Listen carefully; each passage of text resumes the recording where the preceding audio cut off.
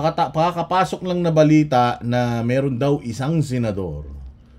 Isang senador na nako-waranto. Ano ba yung ko-waranto? Yan yung parang pinapa-disqualify. Ibig sabihin, nasa posisyon siya, pero yung pagkakakuha niya sa posisyon niya, may bahid. O, parang sino ba ang nako-waranto? Nako-waranto kung matatandaan nyo, si Sereno. Chief Justice Sereno, matatandaan ninyo. Kasi, underqualified pala siya. Inappoint siya ni Pinoy kahit na hindi naman pala siya talaga qualified na maging Chief Justice. Kaya natanggal yun. No? Ang nagkukuwaranto, alam ko, Solicitor General. So, na-disqualify si Sereno sa kanyang posisyon dahil illegal niyang na-acquire yung kanyang pagiging Supreme Court Chief Justice. Hindi siya qualified, meron pa yatang mga taong mas qualified sa kanya or may kulang sa kanyang credentials, pero na-vital sa role, pero inano pa din siya, inappoint pa din siya. O alam nyo naman, marami yan sa gobyerno, yung mga wala namang qualifications, pero inilalagay sa posisyon. Unang-una sa lahat, si Boying Rimulya. Hindi qualified, pero kita mo naman, naging DOJ Secretary na, naging ombudsman pa. Hindi ba? So ngayon, meron na namang isang mahilig mag-bend ng law. Sometimes we have to bend the law in order for us to please the people. Walang Diyo naman talaga. Yun na nga, si Breaking the Law. Hindi pala Breaking the Law. Si Law Bender, Erwin Tulfo, alam naman natin na meron siyang issue ng citizenship, di ba? Siya daw di umano ay nameke ng birth certificate at inamin man niya yun. Dahil inamin niya yun as inamin niya na meron na siya ay nagsilbi sa military, bumili siya ng birth certificate tapos ginamit niya yung Erich Silvestre Tulfo. Yun yung ginamit niya So, the fact na nag-serve ka sa armed forces ng Amerika, Amerikano ka. Kung matatandaan ninyo, noong panahon ni Marcos, ni Marcos. Siya ang DSWD secretary. Pero ang problema, hindi siya na confirm ng commission on appointment. Bakit? Hindi siya na confirm kasi nga Amerikano, American citizen. So kung American citizen, hindi ka talaga pwedeng humawak ng posisyon sa gobyerno. Kaya nga diyan din sinisilip si Grace po noon nung siya ay tumakbo ng presidente tsaka tumakbo rin ng senador. Kasi US citizen, kapag US citizen ka kasi magde-denounce ka You will denounce your citizenship, yung iba mong lahi, halimbawa Pinoy, i-denounce mo yung iyong pagiging Pilipino at ang loyalty mo ay ibibigay mo lang sa bansang sinumpaan mo.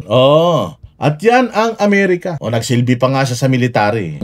So, ang drama niya dati, kesyo breadwinner daw siya, may mga anak siyang bubuhayin. Kaya niya ginawa yun. Pero yun nga yung sinasabi natin na mandurugas. Mandurugas ka, sinungaling ka, wala kang reputasyon, dinaya mo ultimong bansang Amerika para kumita ka ng pera. Ano ang assurance natin na hindi mo dadayain yung Pilipino? Lumalabas na yung totoong kulay nito ni Erich Silvestre na siya ay nagbe-bend ng law at feeling natin isa yung kanyang pagiging congressman kasi biglang naging kongresista yan Mantakin mo, hindi siya na-confirm na DSWD secretary dahil sa kanyang citizenship. Tapos, biglang naging party list representative siya nung ACT-CIS na kurakot. Kurakot yun yung YAP, di ba? Sabi ni Orly, tsaka sabi din ni Pangulong Duterte noon pa na yung isang representative ng ACT-CIS di umano kawatan. Nasa norte na yan parang congressman na yata sa norte yun, yung isang congressman na yun. Magugulat ka, bigla siyang naging congressman. Nung naging congressman siya, dati siyang Maka-Duterte, bigla siyang naging Maka-Romualdez, bigla siyang naging Maka-Marcos. Kaya nga feeling ko, ito feeling ko lang, malamang sa malamang mali ako. Oo, malamang sa mali ako, pero feeling ko lang. Feeling ko, kaya pumayag na mag-substitute, kasi nag-substitute lang yan eh. Kaya pumayag na pinayagan ni Romualdez na mag-substitute yan para maging congressman, para makadagdag sa bilang nila at gawing aso ng administrasyon na nakikita natin ngayon. Silang dalawang magkapatid, aso na ng administrasyon. Oo, kita mo sinasabi ni Rapi Tulfo. Ang nakikita daw ni Rapi Tulfo kay Bongbong Marcos, hindi daw nang sisisi ng ibang administrasyon. Tanga, utangin na nabulag na rin sa kayabangan nito si Rapi Tulfo. Hindi daw naninisi si Bongbong ng iba. Putang ina niyan, makinig ka ng mga press conference ni Claire Castro. Tingnan mo, puro Duterte ang inaatake niya. Hindi naninisi ang iba ng nakaraang administrasyon. Tingnan mo sinong iniimbestigahan ngayon ng ombudsman. Iniimbestigahan, gustong paimbestigahan ng Senado, ng ICI. Tingnan mo sinong gustong mga paimbestigahan. Putay na mga Duterte-aligned na mga politiko. Diba? Tapos sasabihin mo, Rapi Tulfo, hindi naninisi itong si Bongbong. Ulaga ka pala eh. So dito sa balitang ito at breaking news ito, lumabas na merong co-warrant petition kay, ibig sabihin, pinapa-disqualify si Erwin Tulfo dito makikita natin kung sino papadisqualify sa kanya. Sabi daw niya disbarred na sino may disbarred na abogado nagpapadisqualify sa kanya. But anyways, pinapadisqualify siya dahil sa kanyang citizenship. Ito, tingnan natin tong balitang walang kwenta na to. Naungkat sa pagdinig ng budget ng Senate Electoral Tribunal ang nakabimbing petisyon na kumukwestiyon sa legalidad ng paghawak sa pwesto ng isang senador. Ayon sa Deputy Senate Electoral Tribunal. So doon pala siya, doon lumutang yung balita na merong disqualification case laban sa kanya. Dahil kapag kakuwaran to, ibig sabihin na nakuha mo yung iyong posisyon na hindi ka dumaan sa tamang proseso. Na magic nyo. Yan siguro yung sinasabi niyang bend the law. You have to bend the law. Walang hiya, Secretary, inihain ang co-warrant petition laban sa isang senador nitong Hulyo dahil sa issue sa kanyang citizenship. Hindi na nagbigay ng detalye at hindi rin pangangalanan o pinangalanan ang naturang senador. Pero sa isang slide ay pinakita sa pagdinig habang tinatalakay ang accomplishments ng tribunal. Nakasaad na nakatanggap sila ng petisyon laban kay Senador Erwin Tulfo noong July 2025. Sa isang pahayag, sinabi ni Senador Tulfo na alam niya ang tungkol sa nakabimbing co-warrant case at handa raw siyang harapin ito. Anya, ang petitioner ay ang siya. Alam mo kaya nga ito yung isang sinisingil ko actually si Marcoleta kasi si Marcoleta naglabas nito yung citizenship, yung nagano sa Amerika. Meron pang meron hinahabol nga siya actually ng Amerika, gobyerno ng Amerika dahil parang sinwindel niya Yung Amerika, takin mo niloko mo yung bansang Amerika, ang laki-laki bansa, Pilipinas pa kaya. Kung sinabi mo na yung bansang Amerika ay naging tulay mo para mag-provide ka sa pamilya mo, takin mo tinrider mo yung bansang tumulong sa'yo para itaguyod mo yung pamilya mo. So anong gagawin nito sa Pilipinas? Ganyan din. Tatraido rin din Pilipinas yung Amerika nga nakatulong para mapalamon niya yung pamilya niya kasi sabi niya Kaya niya ginawa yun kasi nga breadwinner siya, may anak siya. Mahal man diaper daw nun, kaya ginawa niya yun. So imagine mo natulungan siya ng gobyerno.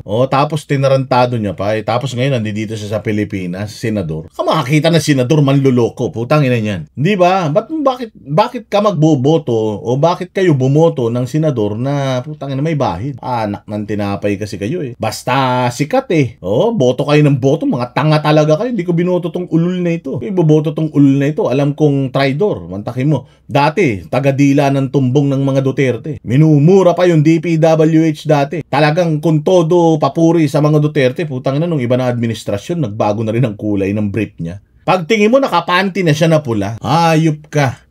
Nagsampa ng disqualification case laban sa kanya noong kampanya.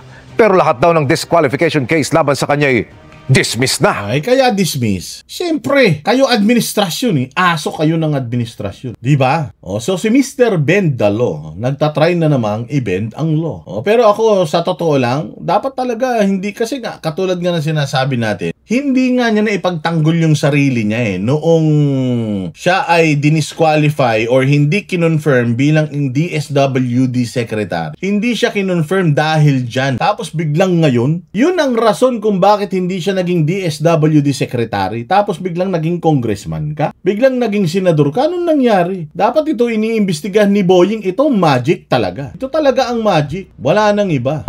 Speaking of Boying, dito naman tayo. Papunta tayo sa usapang Boying. Ito. Pero dito muna tayo, ha. Nagkasakit pala to. Alam ko may sakit ito. May sakit ito sa kadimonyohan. May sakit ito sa kahayupan. Pero nagkaroon pala siya ng cancer sa dugo. Pucha.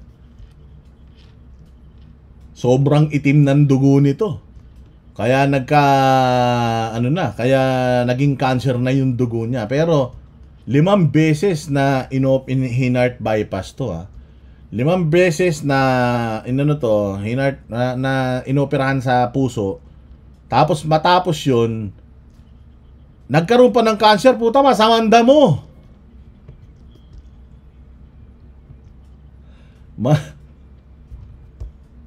Masamanda mo, no? Pag masamanda mo talaga, matagal mamatay, pero kasi for some time ang tagal na nawala nito, Tapos nakita natin biglang pagdating mukha ng bangkay. Parang galing na sa impyerno, pinabalik lang dahil wala pa, hindi pa tapos yung Hindi pa tapos yung bagong kaharian nila, Kasi sa sobrang sama nitong mga Judas na ito, yung impyerno mababaw pa para sa kanila,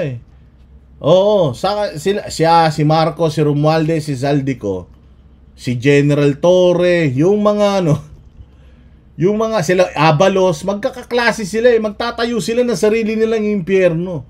Yung impyerno na original, mantakin mo ilang ilang milyon taon na yung impyerno na yun, putang ina, hindi sila pwede ron. Sa sobrang sama nila, putang ina, sila Hitler nandoon, sa impyerno na yun, putang nilagpasan nila. Sabi ni Satanas, putang, hindi kayo pwede rito. Mahihiya yung mga kriminal sa inyo dito. Gagawa tayo. Total marami mga namatay na DPWH sa mga district engineer na nandito rin sa impyerno. Ayan, magko-construct sila ng sarili nyong impyerno. 5 beses na mas malalim kaysa rito para para sa inyo lang. VIP treatment. Ganon katindi. Mantakin mo, ilang beses na siyang kinakawit ni kamatayan, hindi siya namamatay. 5 beses na inoperahan sa puso, tapos nagkaroon pa ng cancer. Pero ang galing, no? Ang galing. Congratulations sa Secretary, Ombudsman pala. Dating Secretary at Ombudsman Boying, dahil nagsawa si kamatayan kakaantay sa kanya. Sabi ni kamatayan, putanginan to. Kawit ng kawit si kamatayan na ganyan, di tumatalab yung karit niya. Sabi, putangina, umano na yung karit ko, pumurol na, kakapalakol ko sa kanya. Putya, hindi niya masikwat-sikwat, ibang klase. Pakinggan natin tong balitang to. Mahigit 1 taon ng cancer-free si Ombudsman Boying Remulla. Yan ang paglilinaw ng opisina niya matapos niyang ibunyag na nagkasakit siya ng leukemia matapos maoperahan sa puso. Nasa frontline ng balitang yan, si Ian Suyo. Na-diagnose daw na may leukemia o cancer sa dugo si Ombudsman Boying Remulla noong 2023. Pero ang galing, no? Yung mga sakit niya gumaling, pero yung sakit niya sa kasamaan, hindi gumaling. Masamang tao pa rin siya hanggang ngayon. Sabi ko nga sa'yo, kung ako siguro, tinapik ako ng Panginoon na ganyan, yung muntik akong mamatay, talagang aayusin ko yung buhay ko. Mantakin mo, 5 beses siya muntik mamatay kasi matindi yan. Yung mga heart surgery na yan, or operasyon sa puso na yan, bawat operasyon, delicate yan kasi puso mo pwedeng huminto, pero ito matindi, 5 beses siyang inoperahan sa puso. Tapos, nagkaroon pa siya ng sakit sa dugo. Yan, sabi ko nga, ibang klase. Kung ako naman ang gano'n, tapos binigyan ako ng pagkakataon pa ni Satanas, palagay ko, hindi Diyos nagbigay ng pagkakataon dito. Hindi mamabait na tao to, Pag ito talagang pumunta na sa huling hantungan, Oo, talagang dun to sa impyerno punta nito, sigurado ako eh. Mantakin mo hindi ka pa nagrepent. Sa bagay, kung ang bumuhay sa'yo, di naman Diyos, Satanas. Eh talagang hindi ka magre-repent. Itutuloy mo. Binuhay siya para ituloy niya yung kanyang kasamaan. Dati sa sa Department of Justice, ngayon dito na sa sa ombudsman. Pero huwag ka masyado matakot sa ombudsman, kayo naman. Alam mo yung ombudsman na yan. Yung ombudsman na yan. Walang yan, walang pangil yan. Ang kaya lang gawin ng ombudsman, magpapresko para sirain yung pangalan mo. Pero it's still up to Sandigan Bayan kung yung kanila, kung kakasuhan kanila. And sa pagkakaalam ko, ang pinakamataas na korte pa rin sa Pilipinas ay Supreme Court. So, kung halimbawa ako, kinasuhan ako ni Boying sa ombudsman, halimbawa, taga-gobyerno ko. Tapos, napunta sa Sandigan Bayan, tapos na-sentensyahan ako ng Sandigan Bayan. May appeal pa yan, at ang magdidinig niya, may mataas pang korte sa Pilipinas. Hindi naman Sandigan Bayan pinakamataas na korte. Pinakamataas na korte is yung Supreme Court. So, aabot pa rin ito, matagal yan. So, maraming pwedeng kasuhan ito si Boying, pero hindi lahat yan, masisintensyahan. Kasi it's still up to Sandigan Bayan, and kung after ng Sandigan Bayan, pwede pang mag-appeal sa Supreme Court. It's up to, yan yung proseso na dadaanan yan. Kaya nga ito si Boying, pumunta yan dyan sa ombudsman, hindi naman talaga para para ayusin or patinuin yung mga kawatan sa Pilipinas. Pumunta yan dyan para bukod sa media at social media na naninira sa mga kalaban nila sa politika, siya ay nasa posisyon para gawin yun. By means of what? Kasi kung ano ang ginagawa niya sa DOJ dati, ganun lang din ang ginagawa niya ngayon. Walang ebidensya, pero kapag ka sa isip niya, ikaw ang may kasalanan, ididiin ka niya. Ididiin ka niya. Kita mo na nga lang yung kagunggungan na ginawa niya. Dinismiss na pala ng ombudsman mismo, opisina niya mismo ang nag-dismiss doon sa kaso ni Villanueva, pero pinakakalkal niya pa kung di ba naman OGAG, di ba? Alam mo talaga na yun ang trabaho niya, na ang trabaho niya is ilihis talaga yung mata ng tao sa totoong mga issues ng gobyerno. Ano ba issue ng bayan? Ang issue ng bayan, flood control project 2025 na corrupt na budget, pinirmahan ng presidente. Tapos ang appropriations sa chairman ay magnanakaw di umano na si Zaldico na tao ni Romualdez. Yun dapat ang tinututukan pero saan ka? Naka-focus siya doon sa mga corruption na nangyari nung mga nakaraan pa. May mga naisampa na kaso na yan. So, bakit hindi natin unahin yung mga pwede nating sampahan ngayon habang nasa maleta pa yung mga pera na yan? Baka sakaling makonsensya mga hudas na yan at ibalik sa atin yung pera na yan. Dapat yun ang inaatupag. Pero hindi ang inaatupag. Sino? Si Bongo. War on drugs. Salin ni Inday Sara. Putang ina niyan. Di ba? Di ka ba naman maiinis niya? Huwag nyo masyadong kasi halatang-halata, mamaya maririnig nyo kung ano ba talaga ang trabaho ng ombudsman. Sa isang panayam sa URL ni Lucy Cruz Valdez, sinabi ni Remulla na nagka-cancer siya matapos ang quintuple bypass heart surgery noong kalihim pa siya ng Department of Justice. At nung pagaling na ako, ay na-diagnose naman ako ng cancer. Ito'y dugo na galing sa aking anak. So yung anak mo yung... Anak ko, full match kami. Buti Kaya naka-recover ako at mukhang maganda naman ang prognosis. Paglilinaw rin ng Office of the Ombudsman, mabuti na ang kalusugan ngayon ni Remulla. Isa't kalahati. Pero alam mo, sa totoo lang din to, pandurugas to. Alam mo kung merong sikreto? Ito sikreto. O ibig sabihin, during those times na nakikipag-agaw buhay siya, nakikipag-agawan siya kay kamatayan, o kung sinong mas masama ang ugali sa kanila. Noong mga panahon na yun, hindi siya nakakapagtrabaho as Department of Justice Secretary. Ang tagal din nun, parang kulang-kulang 1 taon din yan. Hindi yan nag-leave of absence. O sinikreto niya yung kanyang sakit. Hindi yan siya, hindi nila yan Hindi ba? Hindi nila yan tawag din eh.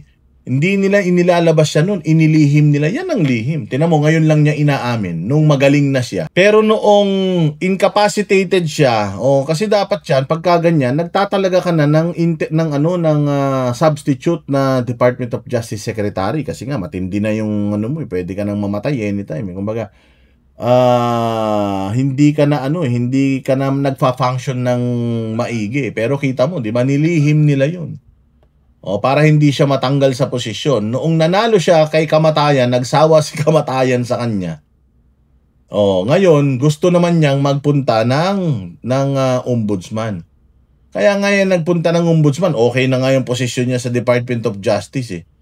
Pero nagpunta yan sa ombudsman dahil talagang merong misyon yan. Hindi nga namatay yan eh.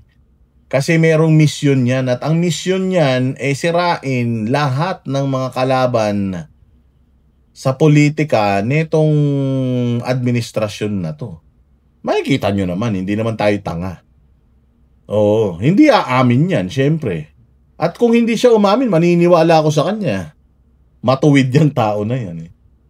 Pero sa nakikita natin, tingnan mo, sinampahan niya na ng kaso si Zaldico. Sinampahan niya na ng kaso si Romualdez.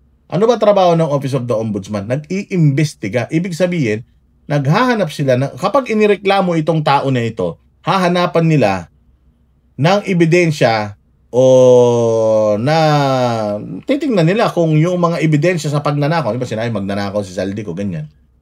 Maghahanap sila, titingnan nila kung totoo bang magnanakaw si Zaldico, imbestigahan nila yung kanyang mga kaperahan, kanyang mga ginagawa, tapos makikita nila kung meron silang ebidensya. At yung mga ebidensya na yun nagpapatunay na talagang valid yung reklamo sa kanya, then yun, sasampahan na nila ng kaso sa Sandigan Bayan, di ba? Pero nakita mo, sa tinagal-tagal na, ilang buwan na rin na nakakalipas.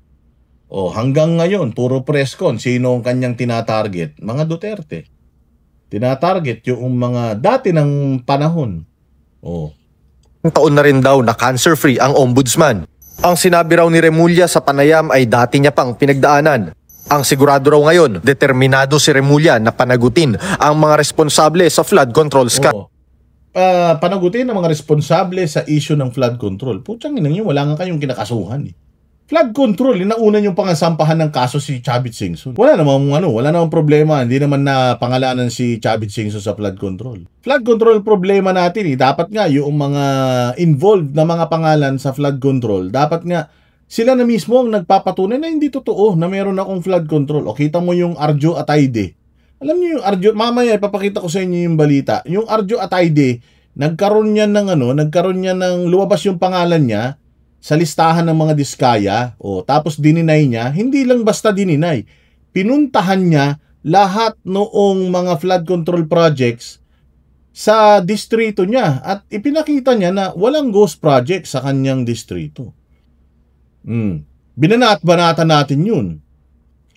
Tinira-tira natin yun si Arjo Atayde. Pati nga si Maine Mendoza nadamay, pati yung nanay, tsaka yung dating tatay, sabi kidnapper daw yung tatay. Hindi ba? Binanat-banatan natin yun. Pero, nung nakita natin na pinatunayan niya, hindi lang basta dininay, hindi katulad ni Martin Romualdez na di-deny lang, tas walang ebidensya. Si Zaldico, deny lang, tas walang ebidensya. Itong Atayde, nung nag-deny siya, pinatunayan niya, pinuntahan niya, binidyo niya, sa distrito niya, yung mga proyekto na parang sponsored niya siguro yun. At naipakita niya na gumagana, mantaki mo sa pito na kaso niya sa 7 proyekto niya, 5 yung natapos, yung 2 meron lang problema, technicality siguro, hindi ba? May mga ganyan niya, right of way, mga ganon. May mga issues kaya hindi pa nagpo-push through, pero ongoing yung project. So, at least yun, nakikita natin na bukod sa pagdi-deny, kaya nga yung mga pinangalanan ni Diskaya, kung talagang matitino kayong lahat, kayahin nyo yung Arjo Atayde. Lumabas yung mga pangalan ninyo, o kayo mismo ang mag-clear sa mga pangalan nyo, kasi, di ba sabi nila, anong tawag doon? The burden of proof, ibig sabihin, yung pruweba na magnanakaw ako, dapat manggaling doon sa mga nag-aakusa sa akin. Pero si Arjo Atay din ginawa niya, hindi ko na kailangan antayin yun. Kung matino ako, ako na mismo ang magpapakita sa kanila, wala talaga akong ginawang kasalanan. 'Di ba? Ganun dapat. O kaya yung mga dapat nakalista doon sa mga nakalista sa listahan nila Diskaya, sila Roman Romulo, sila Teodoro, dahil mga pangalan doon Dapat ganyan na rin ang gawin nyo. Kayo na mismo, wag nyo nang antayin na may lumabas na ebidensya sa inyo para matapos ang chismis sa inyo. Kayo na mismo magpunta sa mga distrito nyo, ipakita ninyo na hindi totoong may ghost project, kasi pag hindi nyo ginawa yan, malamang sa malamang, totoong may mga ghost project kayo. Andal. Mukhang isa rin sa tututukan ay ang kaso ni Senator Joel Villanueva. Sa parehong panayam, sinabi ni Remulla na hindi pa siya tapos kay Villanueva matapos baliktarin ni dating Ombudsman Samuel Martires ang tinan mo dismiss na yung kaso, pero anong sabi ni Boy? Hindi pa ako tapos sa'yo. Kasi nga, target. Ang target nila ngayon, si Chis Escudero, si si Villanueva, si Bongo, pati yung Atayde, target nila. Oo, target nila kasi nga, lumalabas yung mga pangalan nila at ang naglalabas ng mga pangalan nila, alyado ng administrasyon Lumalabas, diversion talaga. Oo, yung mga tao na wala namang kinalaman, yun yung mga pinipilit nilang paimbestigahan. O, tapos, kahit na ito, sabi nga ni Martires sabi nga niya na-dismiss na Bakit hindi ka pa tapos? Napahiya kasi, mamaya mapapakita pa tayo ng mga video tungkol dyan. 2016 dismissal order ng senador. Pinapalabas daw ngayon ni Villanueva na hinaharas siya dahil sa kasong ito. Tama ba yun? Di ba? At hindi lumabas yan sa ating lahat. People of may interest sa taong bayan. Binoto natin ng tao. Tapos ganon? Bakit hindi mo pa drug testin si Bongbong? Pinoto ng tao si Bongbong. Nire-request ng tao drug test niya, ba't hindi nyo pilitin? At saka, matagal nang sinasabi ni ni Tess Daman yan. Matagal niya nang sinasabi yan kasi lumabas na yung issue na yan before. Ito kasi itong si Villanueva, dilawan yan Hindi nila pwedeng sabihin na tao ni Duterte yan, kaya itong si Ombudsman dati, kaya ni-reverse yung kanyang motion for reconsideration ipinaboran dahil tao ni Duterte yan, si Villanueva. Hindi, tumakbo yan under Liberal Party, dilawan yan Dilawan yan. So hindi nila masasabi na itong si Villanueva ay tao ni Duterte, kaya yung kanyang kaso, na-dismiss yung kanyang kaso. Na-dismiss yung kanyang kaso dahil valid yung kanyang argumento. So, ang sinasabi nito ni Boyong, binoto ng tao, bakit hindi nila nilabas? Bakit? Nasa trabaho ba ng ombudsman yun? Nasa, employee handbook ba o nasa kontrata ba ng ombudsman ang magpa-interview na magpa-interview? Putangin na yan, ikaw ang naging pinakamaingay na DOJ secretary. Pinakasinungaling pa. Natatandaan ninyo yung kasinungalingan nito, yung may nahuling, sabi niya may pugot na ulo daw nakita sa bilibid, putangin na yan, Jollibee manok. Chicken Joy pala yung mga nakuha mga buto ron. Napakasinungaling. Basta gusto niyang pagbintangan, talagang paninindigan niya. Matigas ang mukha nito, sabi ko nga sa iyo, gusto nang pagpahingahin to Ayaw pa niyang magpahinga So ngayon ang sinasabi niya na daw yun. Hindi naman pwede, binoto ng taong bayan tapos pa-secret. O ganun din tayo kay Bongbong, binoto ng taong bayan si Bongbong tapos yung drug test niya pa-secret, hindi siya magpa-drug test, public office is public trust. Hindi niyo pwedeng gamitin yan sa ibang mga politiko kung hindi niyo kayang i-enforce sa mismong presidente natin na kailangan patunayan niya sa mga Pilipino na hindi siya sabog. Kailangan niyang patunayan sa mga Pilipino na hindi siya addict. O kita mo, doon sa ASEAN, nawawala na naman. Picturan, nawawala. Bakit? Ayan ang sinasabi natin yan ang sinasabi ko sa inyo Masyado kayong mga double standards na naman Tatago mo sa amin yung totohanan? Hindi pa kami tapos. Pwede pa ba ma-reverse yun? Ulit? Hindi, pag-aaralan namin. We might have to refile the case. Wala naman double jeopardy yun It sucks. Yung bagay na yun, di ba? Di ba? So, iniikutan niya talaga yung batas. Dito nga, sinabi niya na yung tax avoidance is legal. Yung tax evasion, illegal. Tanga, parehas illegal yun. Meron lang kasong tax evasion, walang kasong tax avoidance. Pero considered as tax evasion na din yung tax avoidance. Ganyan ang utak ng isang ombudsman. Tutsang ina, attack dog na attack dog. Hindi pa kami tapos. Bakit galit na galit ka kay Villanueva? Hindi naman si Villanueva problema ng Pilipinas. Ang problema ng Pilipinas, si Romualdez, Zaldico, tsaka si Bongbong Marcos na pumirma ng pinaka-corrupt na budget sa buong Pilipinas. Putangin na yan ang problema, bakit hindi yun ang targetin mo? Tapos na yung kaso ni Villanueva, bakit i-refile mo pa? Uunahin mo pang i-refile yan kaysa filean ng kaso si Romualdez at si Zaldico? Anak ng tinapay, nung klaseng tao ka. Ay. Wala pang pahayag tungkol dyan si Villanueva. O, tinan ninyo itong ano na to. Tinan ninyo kung ano sasabihin sa kanya dito ni Samuel Martires. O, ayan. O, tingnan ninyo. O, kung anong sasabihin sa kanya rito ni Martires. Paho at wag puro press conference. Yan naman ang banat ni dating Ombudsman Samuel Martires matapos umano siyang ilagay sa spotlight ni bagong Ombudsman Boying Remulla. O, yan ba? Kasi sabi ni ni Rapi Tulfo, hindi daw sinisisi sa nakaraang administrasyon. Anong ginagawa nyo ngayon? Hindi ba last administration itong itong si ombudsman? O itong ombudsman na to, 'di ba? Nakaraang administrasyon yan ng ombudsman. Bagong administrasyon na ng ombudsman si Boying, pero sinisisi niya yung nakaraang administrasyon dahil sa mga dinismiss nila. Putya, karapatan ng ombudsman yung man-dismiss. Trabaho niya yun eh. Tapos kini-question nyo dahil lang hindi akma doon sa hindi akma sa gusto nyong mangyari, na kuryente kayo, bobo kayo dahil hindi kayo nagre-research. Mantaki mo na sa system, Control F mo lang pala. Control F, makikita mo na yung kaso dismissed. At nakalagay doon kung bakit dismissed yung kaso na yun. At kung halimbawa yung pag-dismiss netong ombudsman natin illegal, di sana yung mga nagsampa ng kaso kay Villanueva nag-ingay. Di sana nag-refile sila ng ng kanilang appeal doon sa ruling nitong ombudsman na to. Kasi noong tawag dito, inindict siya ni Carpio. Anong ginawa ni Villanueva? Motion for reconsideration. Nanalo siya sa motion for reconsideration niya under the leadership of itong ombudsman na to. Di sana yung nagsampa ng kaso sa kanya kay Villanueva, motion for the motion pa yung ginawa nila. Hindi na wala na. Bakit? Kasi nga nakalagay doon yung reason bakit dinismiss.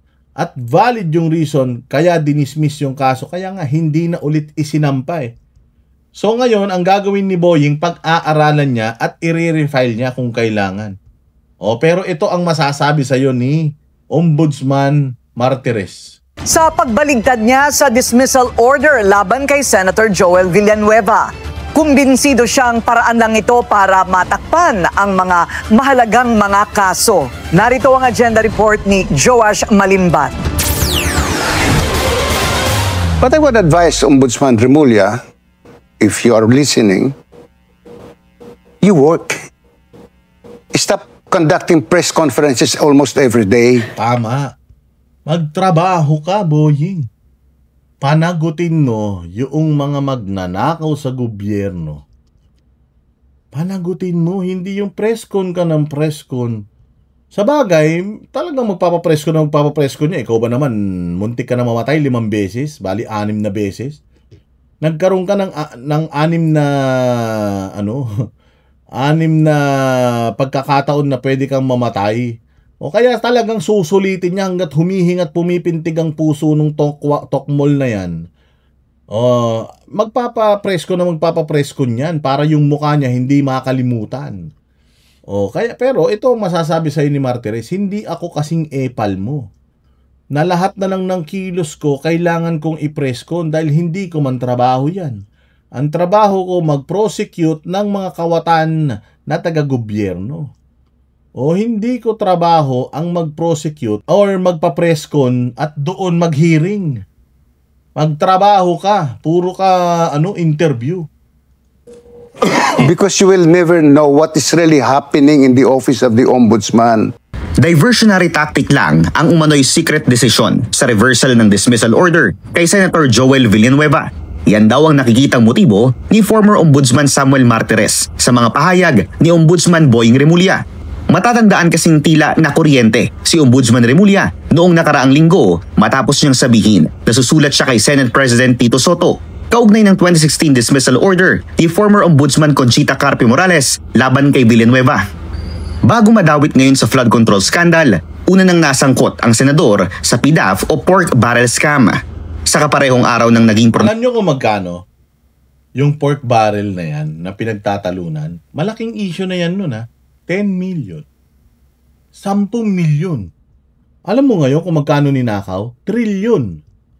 Trillion. So ngayon, ito si Boying, ang gusto niyang habulin yung 10 million. Well, maliit, malaki. Ano yan? Kung talagang ninakaw, dapat parusahan. Pero ang punto kasi dito, pwede natin gawin yan on a later day. Mas i-prioritize natin yung trillion kaysa 10 milyon. Di ba kasi mas malaking pandarambong yun At saka yun, presko pa, bago pa.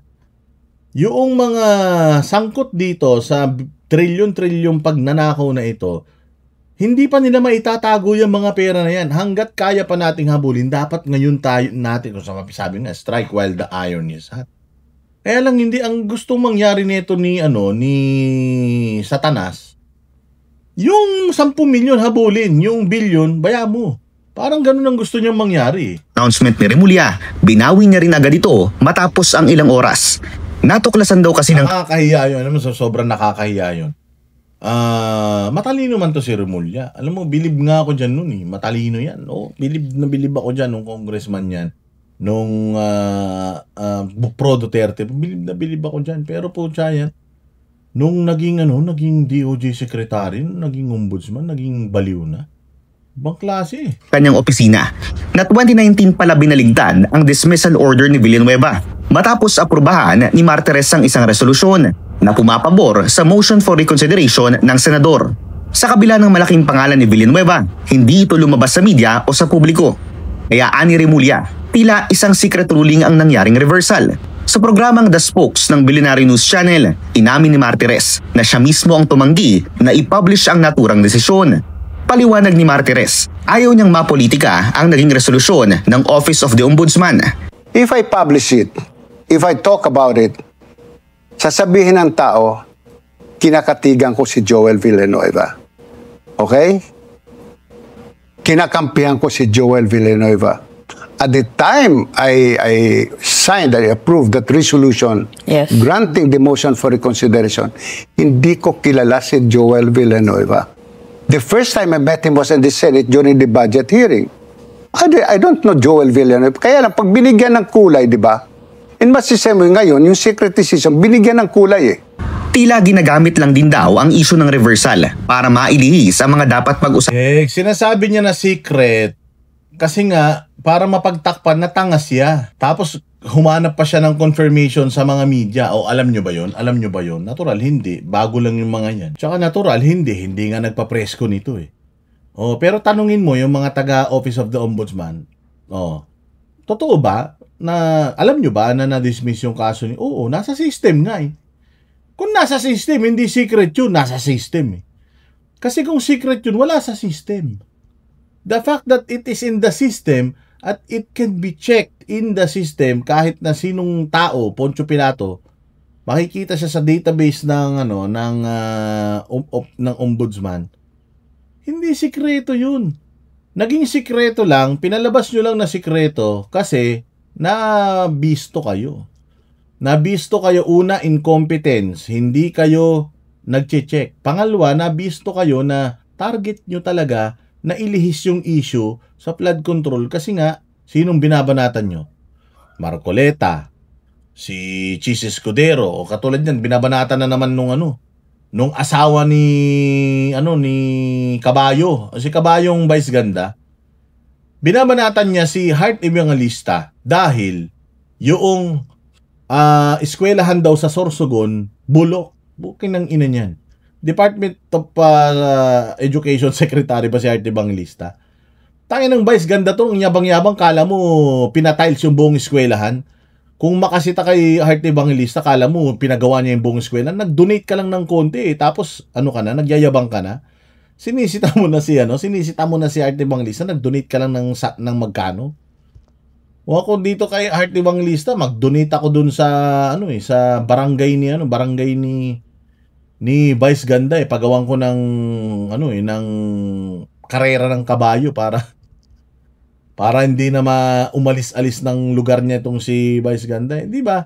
So makikita mo yung target, pare-parehas yan, media, yan yung mga target. Ang target si Cheese, si Bongo, Bato, Marcoleta, si Cayetano, si Villanueva, Jinggoy. O yan ang nila, yan ang nabisto sila doon na talagang nililihis nila. Tapang issue. But haven't you noticed that I am now the flavor of the month? And the flavor of the month before was flood control projects, ghost projects. Nakalimutan na natin yon. The flavor of the month was the trillion peso march. Nakalimutan na ng tao. Sa kaparehong programa, sinabi naman ni Nooy Senate President Franklin Drilon na hindi na nila iniakyat sa Senado ang kaso ni Villanueva dahil kung pagbabasihan daw ang saligang batas, walang jurisdiksyon ng ombudsman sa mga miyembro ng Kongreso. Pero paglilinaw niya, klaro na hindi inaktuhan ng Senado ang dismissal order mula sa ombudsman. The issue has not been brought to the Senate on the merits. Malinaw na ang ombudsman hindi niya saklaw ang mga impeachable officials, mga House of Representatives at saka mga Senado. Kasi ang Senado, pwede silang magtanggal ng mga miyembro nila May ethics committee yan, di ba? Oo, na pwede nilang tanggalin on bad merits yung kanilang mga tao. Ang Congress ganyan. In-expel nila, di ba? In-expel nila si Arnie Tevez. Meron silang kapangyarihan na gawin yun. Yun ang tanong dito, noong na-dismiss yung kaso ni Villanueva, which is nung 2019, sino Senate President niya? Si Tito Soto? Di ba? Sino ba Senate President nun? Kung sino man ang Senate President nun, dapat tinake up itong kaso na to na kung na-dismiss yung kaso niya sa Ombudsman, the Senate can investigate their own member. And pwede nilang tanggalin o hindi tanggalin itong si Villanueva kung sa tingin nila may kasalanan talaga, tatanggalin nila. Kung sa tingin nila walang kasalanan, hindi nila tatanggalin. So noon, yun nga yung sinasabi nito ni Drilon na hindi na namin niya na-take up kasi nga, ang ombudsman, wala naman talagang jurisdiction. Yung leadership ng Senado, sana nung dinismiss ng ombudsman, nag-imbestiga yung leadership ng Senado at tiningnan kung bakit may kaso siya sa ombudsman. Valid ba yung kaso niya sa ombudsman? Hindi ba siya karapat-dapat na maging senador? Dahil doon sa kaso niya sa ombudsman, yun ang proseso. Hindi alam ni Boying yun. Ngayon, pinatatrabaho pa rin ni Boying kahit na sinasabi na nga nito ni Drilon na top-notcher to sa bara. Na sinasabi nito na, huy, hindi ubra. Hindi, hindi saklaw ng ombudsman ng mga congressman. As to whether or not there is a basis for the malfeasance charge of Villanueva. Dagdag ni Drilon, posibleng magsagawa ng sariling litigation ang Senado sa mga miyembro nito. Ibig sabihin, kahit na walang jurisdiction ng dismissal order ng ombudsman sa Kongreso, nasa kamay ng mismong legislative body ang paglitis at paghatol kung dapat bang tanggalin sa pwesto ang isang miyembro ng kanilang kapulungan. Sa totoo lang, di natin alam itong mga proseso na to Nalalaman na lang natin itong mga proseso na to dahil sa kagunggungan ng mga nasa gobyerno ngayon Tumatalino din tayo dahil sa kanila Palakpakan natin. Dahil sa kanila, tumatalino tayo. Tingnan ninyo kung gaano kasatanas yan si Boying. Kasi wala namang credibility dahil sabi nga nila, karamihan ng proponent nandun sa Kongreso and sa Senate also. Wala pang nag-file ng kaso against him. Wala pa daw nagpa-file ng kaso sa ombudsman against Zaldico. Hindi ba trabaho ng ombudsman yun na kung sa tingin mo, itong bukod sa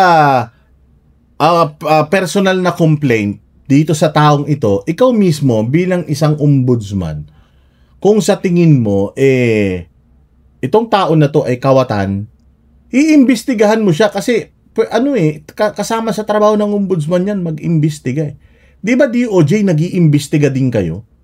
Oh, walang ebidensya, siya ang tinuturo. Oh, sa chismis siya ang pumatay. O di ba ang ginagawa nyo, naghahanap kayo ng ebidensya, tinitingnan nyo kung yung ebidensya na magagather nyo, konektado ba sa kanya? Kung hindi konektado sa kanya, hahanapin nyo kung kanino mapupunta yung ebidensya na yun. Ganon, di ba ang dapat na ginagawa? Bilang DOJ Secretary, mag-iimbestiga ka, di ba? Kaya nga sabi yung, naghahanap kayo ng probable cause. Bakit mo pa kailangan na maghintay na may magsampa ng demanda kung ikaw on your own, naririnig mo naman na yung pangalan nitong Zaldico na ito sa mga witnesses, sa resource person, sa mga sarili niyang kasama na si Toby Chanko. Na sariling kasamahan, sinasabi nga na ito yung kawatan eh. Tapos sasabihin mo, wala naman nagsasampa ng kaso. So, kung wala na magsasampa ng kaso, hindi nakakasuhan yan si, naging ombudsman ka pa. Trabaho mo na mag-imbestiga. Na may ebidensya. Yun ang hinahanap natin eh. Paano mo ididiin ang tao na wala kang ebidensya? Paano ka makakahanap ng ebidensya nang hindi ka naghahanap? Magtitingin ka ng ebidensya. Flood control. Pumunta ka ng tawag dito ng Misibis Bay. Tingnan mo si Zaldico kung papaano niya na-acquire yung sobra-sobrang kayamanan niya kasi di man siya Bilyar, di naman siya Henry C, di naman siya Lucio Tan, hindi naman siya Gokong Wei. Yan yung mga mayayaman sa Pilipinas eh. Papaano nag-acquire yan? Di naman yan Ayala, di naman Aboitiz yan. Yan yung mga kilalang mga pamilya na talagang mga bilyonaryo sa Pilipinas. Magtataka ka, paano naging bilyonaryo si Zaldico?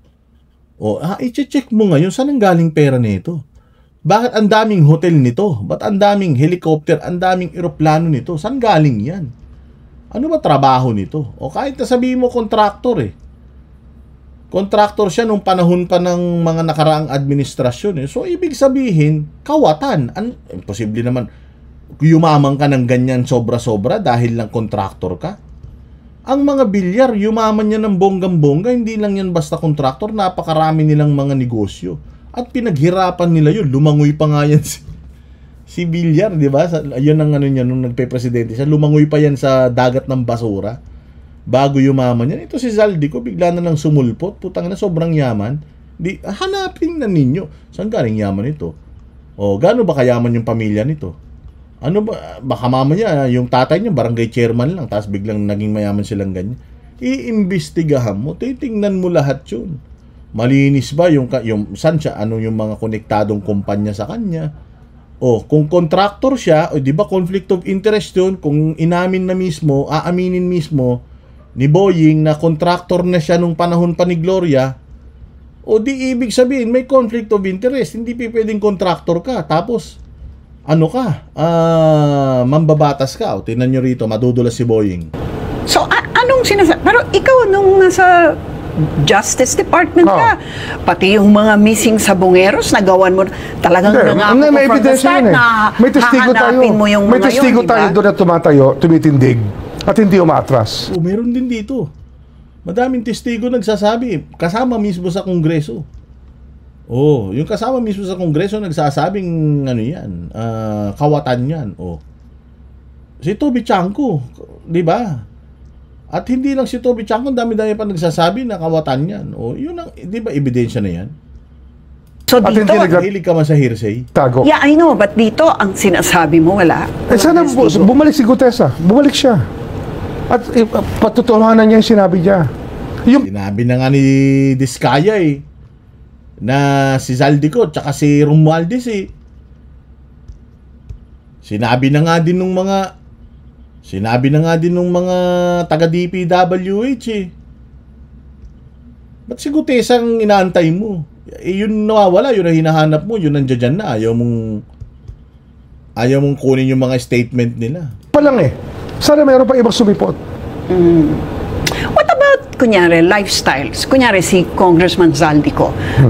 Yan nakita mo yung sinabi. Si Congressman Zaldico, lifestyle. Ikaw ba, makikita mo, Boying? Magkano ng sweldo ng congressman? Bakit?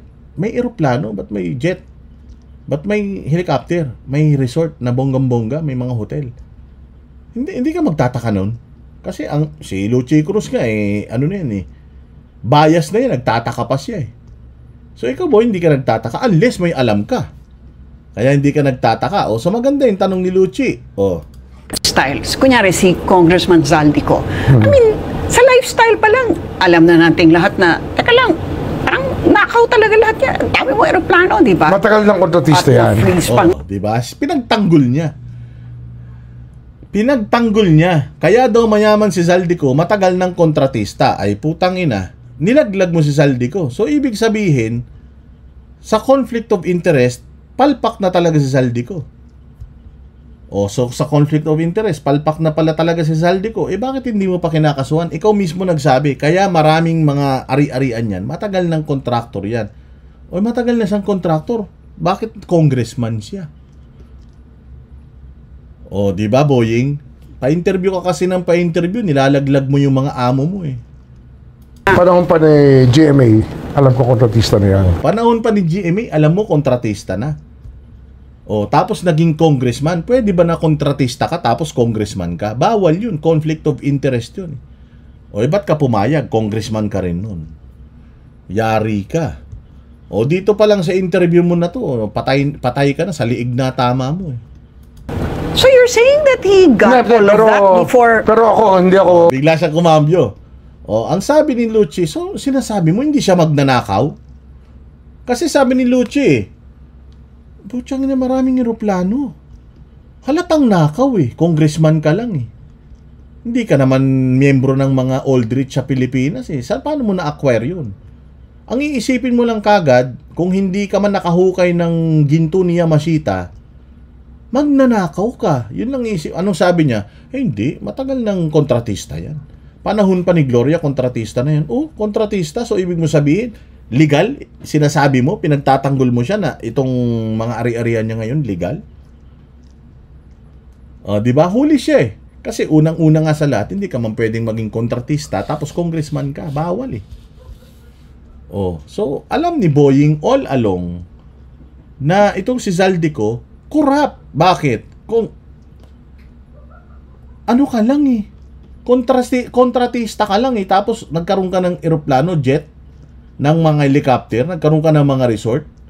Nagtataka kayo sa mga diskaya, nagkaroon sila ng maraming sasakyan. Yung mga diskaya na kontratista din, maraming sasakyan, binabanatan nyo, pero itong si Zaldico, na kontratista din, may mga eroplano pa, pinagtatanggol nyo. Anong klase yan? Huli ka na naman, boy, huli. Huli. Sige pa, pa-presscon pa. Hindi ako natutuwa sa kanya. Hindi daw siya natutuwa. Hindi ako natutuwa sa kanya. Pinagtatanggol niya, pero hindi siya natutuwa. Kasi ang ganda talaga nung ano sa kanya dito ni Lucy Cruz Valdez Ang daming ari-arian. Hindi naman yan kilala masyado. Hindi ba parang nakaw yan? Ano sabi? Hindi, matagal lang kontratista yan. So sinasabi mo na itong mga ari-arian niya legit? Bilang ombudsman dapat hindi ka ganyan mag-isip, dapat hindi mo pinagtatanggol, dapat ang sasabihin mo nga dyan, yan yung isang iimbestigahan natin. Paano nila na-acquire yung kanilang mga ari-ari? Mandakin mo yung salin ni Inday Sara, sinisilip mo. Yung salin ng mga Duterte, sinisilip mo. Tapos itong si Zaldico na hindi maipaliwanag paano niya na-acquire yung sobrang kayamanan, pinagtatanggol mo. Yan. Huling-huli sa akto na ito, hindi ito sinundo ni Satanas para gumawa ng ganitong mga kademonyohan. Huling-huli, di ba? Anong sabi ni Drilon? It is very clear that under our Constitution and the Ombudsman Act, the Ombudsman has no jurisdiction over members of Congress. You may not like that rule, but that's the rule in our Constitution. That members of Congress can only be questioned in the Senate or in the House. Bakit ipinipilit mo pa din, Boying, na imbestigahan si Villanueva, hindi mo naman pala jurisdiction yan. Hayop po. Yan na tayo eh. Sabi ko sa inyo, somehow tumatalino tayo. Dahil dito sa dahil dito sa mga nangyayaring kabulastugan sa Pilipinas, natututuloy tayo eh. Ito yung sinasabi ko kanina na ginawa ni Arjo Atayde. Sabi ko nga kasi ko lang to ha. Project Inspection District 1 ng Quezon City. Siya kasi congressman dyan. Lumutang ang pangalan niya dyan sa listahan ng mga diskaya. Di man sinabi ng mga diskaya kung magkano yung kickback na ibinigay sa kanya, pero sinabi nila doon na nagbigay sila dito kay Arjo Atayde. Tapos may mga pictures na nanonood itong si Atayde kasama itong mga taga DPWH sa basketball. So kinukulayan na yon dahil nga may lumutang yung kanyang pangalan. Anong ginawa ni Arjo? Sabi ni Arjo, ako lumutang ang pangalan ko, dininay niya na yan. Yung dininay niya yan, walang naniniwala sa kanya. Sabi, hindi totoo yan. Mga kawatan, mga magnanakaw kayo. Anong ginawa niya? Sige, to see is to believe. I-inspect ko at bibidyoan natin yung mga proyekto ko, ha? Sa akin distrito. Dito, magkaalaman tayo. Tingnan nyo. Inspectionin niya. Tingnan nyo yung mga proyekto niya.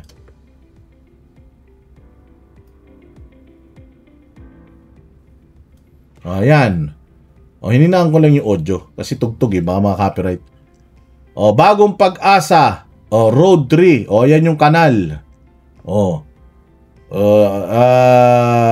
Natapos. Ano pa? Ano pa yung proyekto? Kulyat Creek, Bahay Toro, diyan sa may Tandansora. Ayan yung may flood, meron siyang flood control project na creek. Doon sa may Bahay Toro din, phase 2 naman, right side. Ayan din, meron din. May wall ng baha. So, kailangan lumagpas diyan yung tubig para malunod ka. Makikita nyo, merong pumping station. Di ba? Ayan, may walling, river walling, creek walling, tawag dyan. Bahay Toro din, sa Tandansora. Yan, pinipicturean pa nila. Kinakawayan pa siya ng mga tao. Ayan, meron siyang flood control project. Yung San Francisco River, San Antonio, ayan, sinilip niya. Ayan, gumana. Siya daw ang nagpagawa niyan, according to him. So, anong ibig sabihin yan? Ayan pa yung isa. Inakyat niya pa sa may pumping station, dyan sa may Del Monte naman. Ano sa may Del Monte? Sa may Quezon City. Ayan, meron din. Meron ding infra. Alam niyo ang ayan, sa may Mariblo Creek, phase 2. Sa may Santa Cruz. Ayan, binisita rin niya. Ipinakita niya na lahat ng mga proyekto niya na sponsored niya, meron, gumana. Sabi ko naman sa inyo, hindi masama ang insertion. Hindi rin masama ang isang congressman request ng budget para sa mga construction or infra para sa distrito niya. Kasi trabaho yun ng isang congressman na yung kanyang distrito, pagsilbihan niya. Ngayon, ang problema kasi, kapag may insertion ka, tapos ghost project, yun ang masama. Kasi noong sinasabi, ghost project, talagang galit na galit tayo dito kay Atayde. Kasi si Joy Belmonte din, binabanatan din to si Atayde na iimbestigahan yung mga projects. Makikita mo si Joy Belmonte, hindi niya na binalikan yun. Hindi niya na sinabi na dito sa distrito ni Atayde, merong ghost project. Kasi simple lang naman talaga eh. Sa isang distrito, ilang proyekto lang yan kung 10 proyekto yan sa distrito na to. Halimbawa, 10 proyekto, 5 flood control, o 5 lang yung bibisitahin mo sa distrito. Lit-lit ng distrito sa Metro Manila eh. Makikita mo, may ghost project ba? Wala. Kung walang ghost project, wala tayong problema. Wala tayong problema.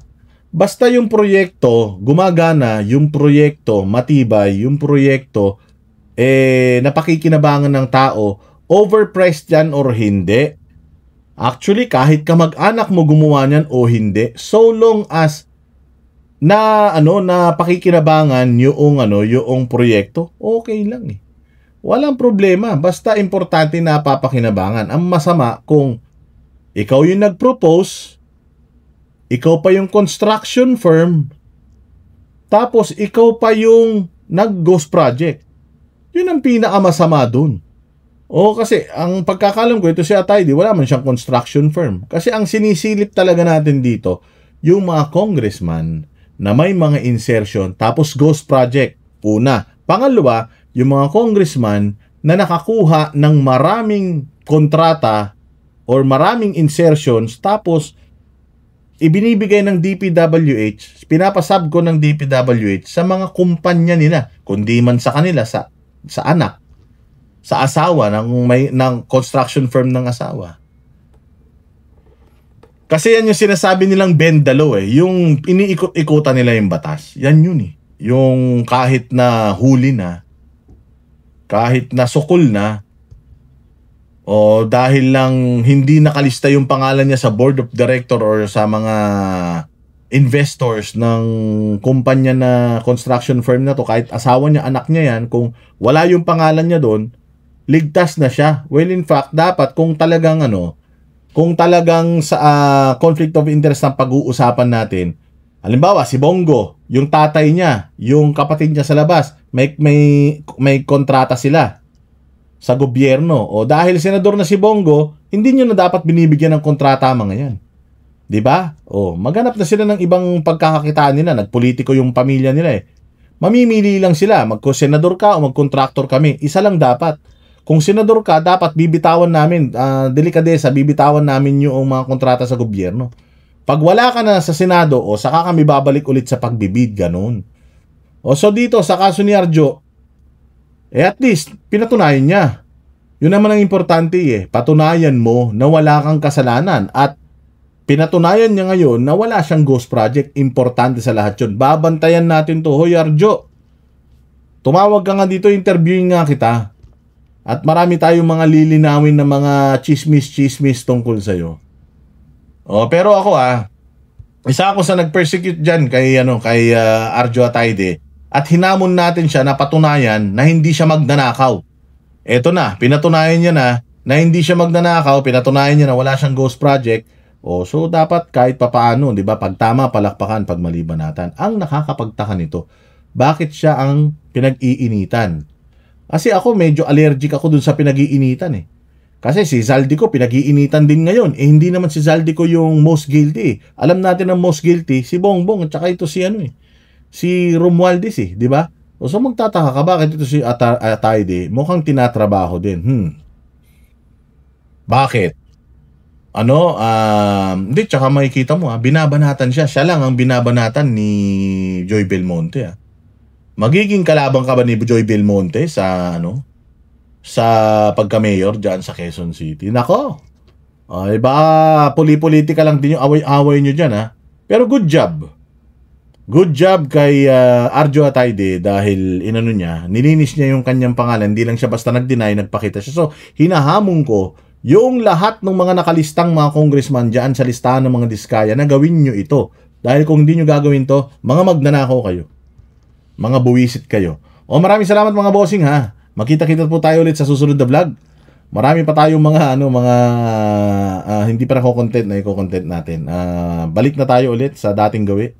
O mag-like, mag-share, mag-subscribe sa ating channel at tangkilikin po ang Banateros Brothers, si Coach Oli, Banat Bay, Master Judea, Paring RJ, si Jay Guevara, si Sir Jack at syempre yours truly, Boss Dada TV at your service. Magandang araw sa inyong lahat. Kita-kits ulit sa susunod na vlog. Kami ang boses ng masa, hindi natatakot. Katotohanan lang, di kami nalulunod. Walang bahid ng sismis, lahat ay totoo. Kahit sino ka pa, pag mali ka babanatan ka. Walang pinipiling kulay, wala kaming kinikilingan. basta para sa bayan kami lalaban. Pagdama palakpakan, pag mali banatan, di matitinag, di matatakot, para sa bayan tuloy ang sigaw. Sa harap ng kamera, walang halong takot. Mga baluktot, lahat kayo'y tutumba.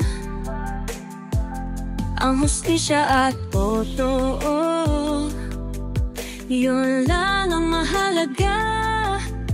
Kahit sinong harang, di kami matitinag. Walang pinipiling kulay, wala kaming kinikilingan. Basta para sa bayan kami lalaban. Pag tama palakpakan, pag mali banatan, di matitinag, di matatakot, para sa bayan tuloy ang sigaw. Kung nasa tama ka, ikaw ay aming kasama. Pero pag mali ka, handa ka na bang mabasag? Banateros kami, walang inuurungan, dahil bayan muna bago ang sarili.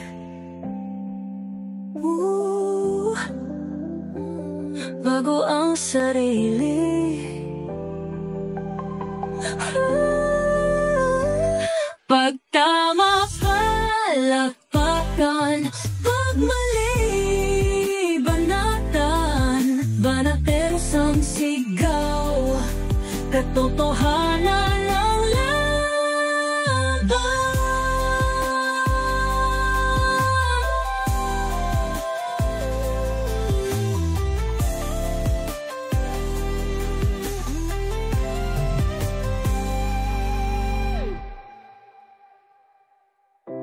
Sa harap ng kamera, walang halong